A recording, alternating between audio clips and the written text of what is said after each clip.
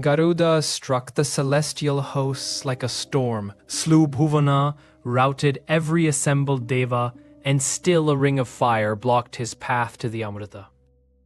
Adi Parva, Book 1, Chapter 28.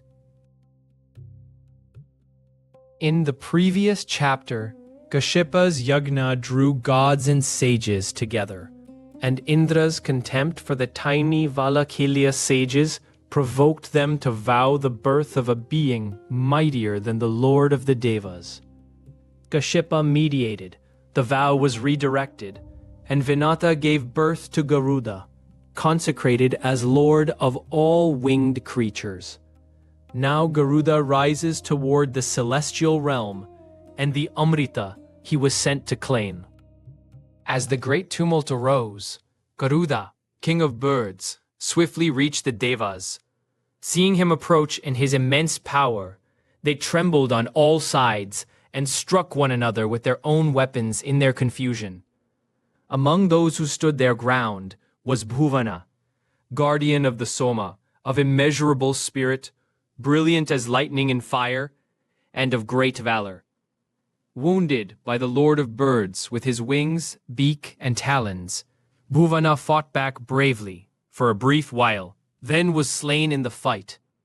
That sky traveler stirred up a vast cloud of dust with the gale from his wings, plunging the worlds into darkness and showering it down upon the Devas.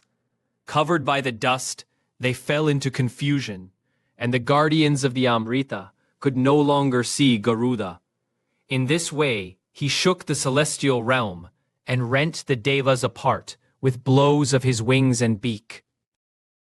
Then the thousand-eyed Indra quickly urged the wind god, "Scatter this downpour of dust. This task is yours, O Maruta." The mighty Vayu swept that dust forcefully away.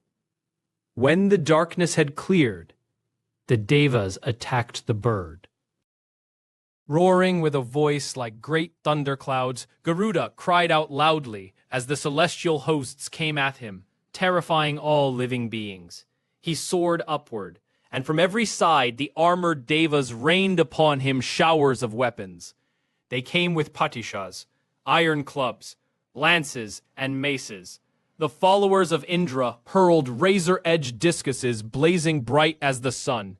Struck on all sides by those weapons, fighting a tremendous battle, the king of birds did not waver. Roaring through the sky, he cast the Devas aside in all directions with his wings and chest.